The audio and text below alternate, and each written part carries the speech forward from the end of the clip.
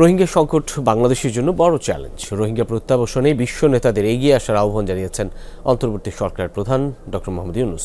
দুপুরে দোহায় অনুষ্ঠিত আর্থনা সামিটে তিনি এই আহ্বান জানান। এ সময় 2024 সালে গণঅভ্যুত্থানের কথা তুলে ধরে ডক্টর ইউনূস বলেন, বাংলাদেশে একটি ঐতিহাসিক যুবনেতৃত্বাধীন গণজাগরণ ঘটেছে।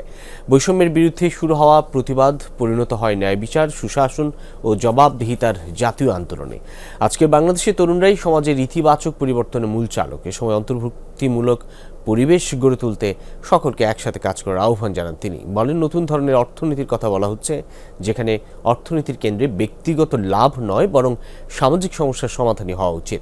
ডক্টর মোহাম্মদ ইউনূস বৈশ্বিক সংকট, জলবায়ু পরিবর্তন, রোহিঙ্গা ও তরুণদের ভূমিকা নিয়ে আর্থনা সামিটে কথা বলেন।